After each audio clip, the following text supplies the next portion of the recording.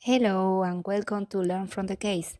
Today I want to awaken your curiosity with a new neurological case. I want to talk to you about stroke.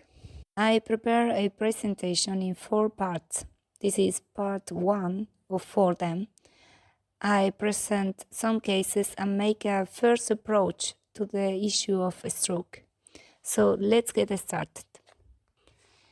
Stroke is an abrupt interruption of constant blood flow to the brain that cause loss of neurological function. The interruption of blood flow can be caused by a blockage, leading to the more common stroke, the ischemic type, ischemic stroke, or by bleeding in the brain, leading to the more deadly stroke, the hemorrhagic stroke. Ischemic stroke constitutes an estimated 85 to 87% of all stroke cases. The remaining 12 to 15% represent the hemorrhagic strokes. Ischemic stroke is defined as an episode of neurologic dysfunction caused by vascular stenosis or occlusion leading to focal, cerebral, spinal cord, or retinal infarction within a specific vascular territory. An estimated 650,000 acute ischemic strokes occur each year just in USA. The most significant individual risk factor for ischemic stroke include hypertension, diabetes mellitus, cigarette smoking, poor nutrition, physical inactivity, cardiac arrhythmia, alcohol consumption, and obesity. The brain is only 2% of total body weight, but it is very demanding and consumes about 20% of the body's total energy and relies on a constant supply of glucose and oxygen to maintain function and structural integrity. Cerebral bases constrict or dilate in response to changes in the concentration of carbon dioxide and oxygen. This constriction dilation relate to velocity of blood flow. The primary mediator of vasodilation is nitric oxide, which is released by endothelial cells and acts to relax the circumferential smooth muscle cells in the tunica media. When cerebral perfusion pressure falls below approximately 60 millimeters of mercury due to either systemic hypotension or local artery blockage, autoregulatory vasodilation cannot compensate, leading to decreased cerebral blood flow. Normal cerebral blood flow is 50 to 60 milliliters each 100 grams each minute. Sustains severe hypofusion with cerebral blood flow levels falling below 20 milliliters each 100 grams each minute triggers a cascade of ischemic injury that can lead to irreversible neuronal necrosis and cerebral infarction. The microscopic process of acute cerebral infarction is preceded by macrovascular occlusion of the territory in question. Accurate classification of acute ischemic infarction etiology is important to understand post-stroke prognosis, quantify the risk of recurrence, and guide strategies of secondary stroke prevention. Although imperfect, the trial of organ in acute stroke treatment dosed classification criteria is the most widely accepted ischemic stroke classification system and includes the following 5 subtypes: large artery atherosclerosis 50 to 40%, cardioembolic 50 to 30%, small vessel occlusion or lacunar stroke, 50 to 30%, cryptogenic, up to 40%, and other cause, less than 5%. Here I'm gonna tell you about Anna, a 75-year-old woman with type 2 diabetes that present with a transient visual disturbance on the right side. On further questioning, she reports that she experienced a transient dimness of the vision on the right eye, progressing from the upper visual field down to the lower visual field like a falling shade. It was like this during about 10 minutes and recovered on its own. This patient has a atherosclerotic plaque in her right internal carotid artery. The patient had a amaurosis fugax, that is a typical sign of atherosclerotic plaque in the right internal carotid artery. In this case, if it had been that she had symptoms in the left eye, we would be suspecting that the plaque was in the left internal carotid artery. The retinal artery originates from the ophthalmic artery, which is a branch of the internal carotid artery. Transient occlusion in the retinal artery or in the ophthalmic artery might manifest as amaurosis fugax. A amaurosis fugax is often described as a painless visual loss, as a shade or curtain moving in the vertical plane, with a rapid onset and brief duration, just a few minutes. Vision is most commonly recovered completely. However, amaurosis fugax may herald the occurrence of a stroke. Doppler or CT angiography should be obtained to see the internal carotid artery. Other more rare cases behind amaurosis fugax include giant cell artery and embolism. So, TOAST classification criteria divide a stroke in 5 groups depending on the cause. Again, large artery atherosclerosis 15 to 40%, cardioembolic 15 to 30%, small vessel occlusion or lacunar 15 to 30%, cryptogenic up to 40%, and other cause less than 5%. Large artery atherosclerosis.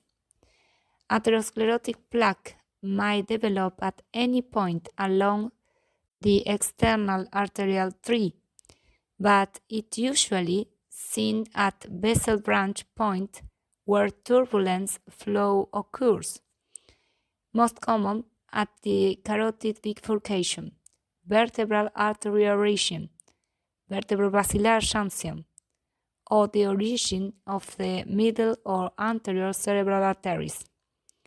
Atherosclerotic plaque causes ischemic stroke by one of two mechanisms: hypoperfusion across a region of critical stenosis, or, more commonly, plaque rupture leading to thrombus formation and subsequent distal embolization of thrombus or plaque fragments.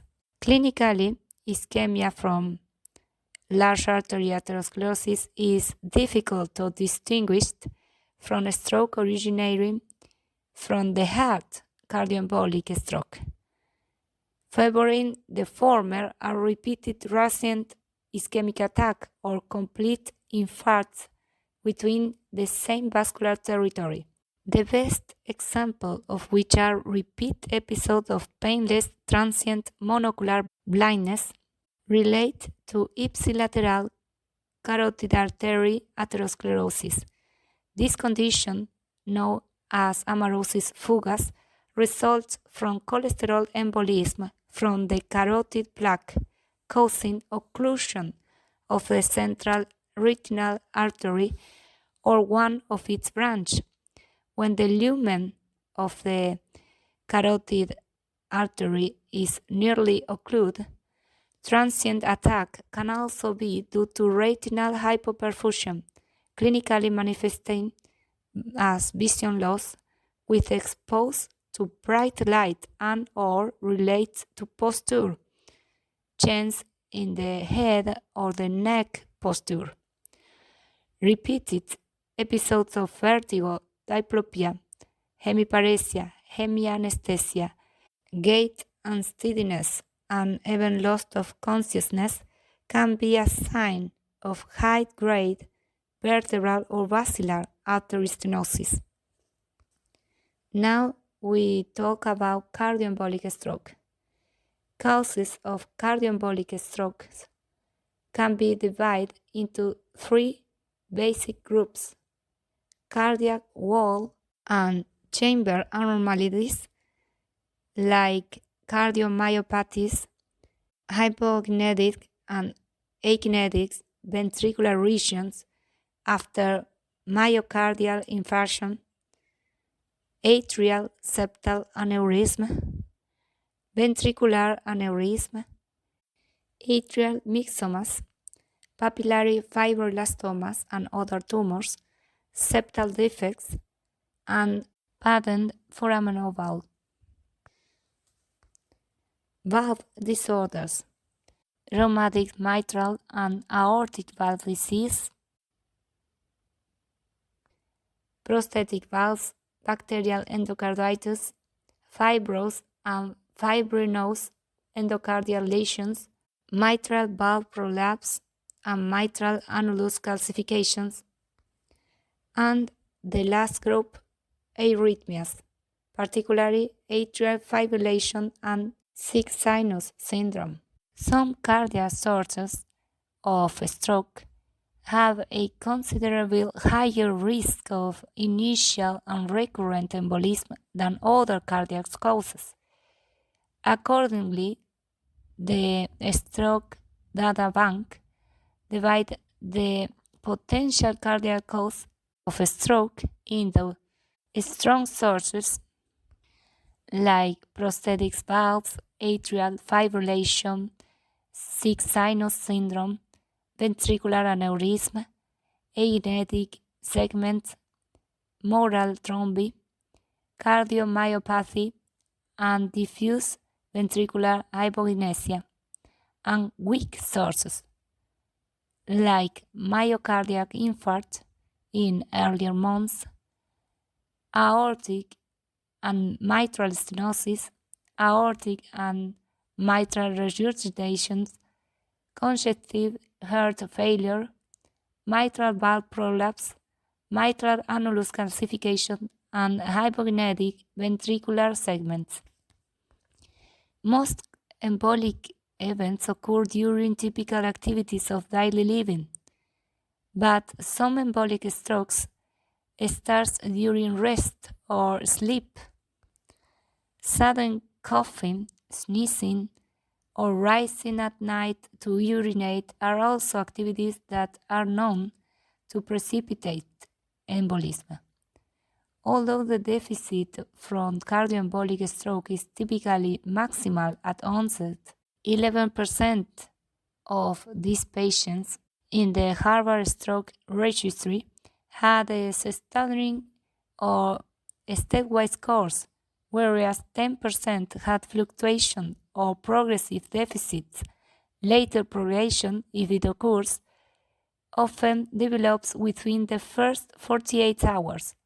When progression occurs, it is usually due to distal passage of emboli. It might be seen as clinical improvement or deterioration. Now let's talk about a small vessel infarction or lacunar stroke. Divided in 5 general subtypes: pure motor infarction or stroke, pure sensory stroke, mixed sensory motor stroke, ataxic hemiparesis, clumsy hand or dysarthria. Although various other manifestations can occur depending on the territory of the vessel involved, This stroke results from blockage of small perforating arteries arising from the middle cerebral artery, lenticulus striate, the posterior cerebral or posterior communicating arteries, tuberothalamic, paramedian, posterior choroidal, inferolateral, and basilar artery, pontine perforators. These vessels are prone to segmental arterial wall disorganization and fibrosis, a process known as lipohydinosis, and microateroma formation. Other time, the arterial wall thickens and vessel lumen is compromised, causing a region of acute ischemia that is usually smaller than 1.5 centimeters in diameter. Hypertension is the greatest risk factor for lacunar stroke, although diabetes, age, and smoking might contribute as well. Lacunar stroke occurs most commonly in the basal ganglia, thalamus, internal capsule, corona radiata, and pons. Now, cryptogenic strokes. Those are strokes without known etiology, up to 40%, even after extensive laboratory and radiologic investigation. At 10 to 20% of cryptogenic stroke patients are found to have occult atrial fibrillation after prolonged cardiac monitoring. Patent foramen oval and atrial septal defects are also associated with cryptogenic strokes in younger patients. Now, Banford or Oxford classification of ischemic stroke.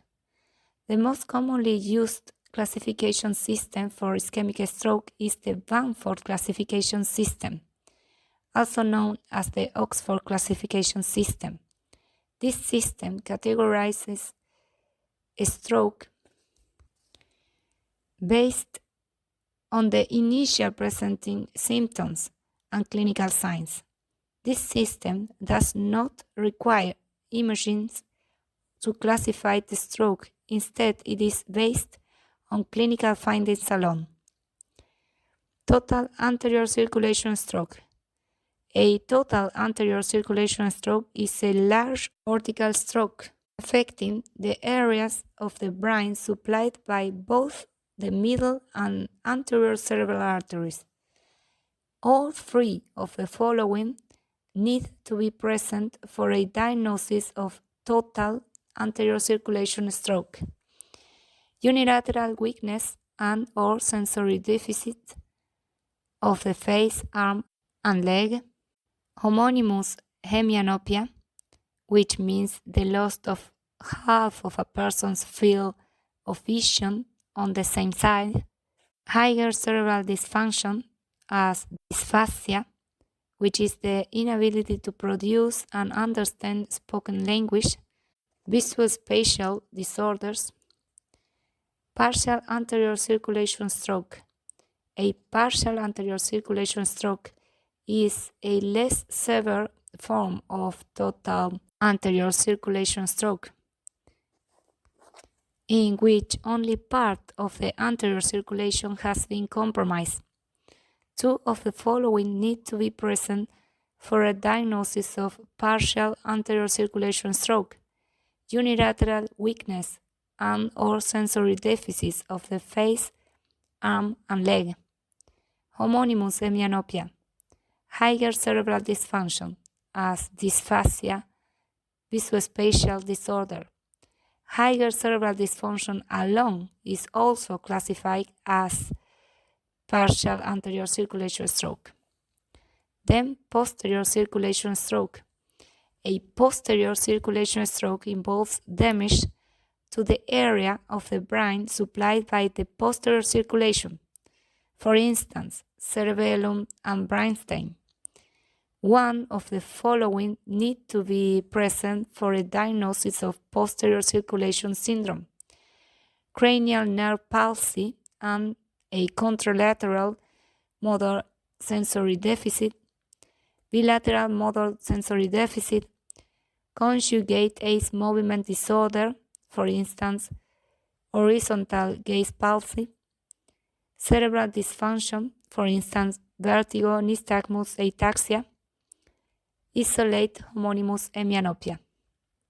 Now, lacunar strokes. A lacunar stroke that we already know is a subcortical stroke that occurs secondary to a small vessel disease. There is non-loss of higher cerebral dysfunction, like dysphasia. One of the following needs to be present for a diagnosis of lacunar strokes: pure sensory stroke, pure motor stroke, sensory motor stroke, ataxic hemiparesis. Well, we leave here for now. Thank you for your attention, and I invite you to see the second part of this presentation in the next video. Be well.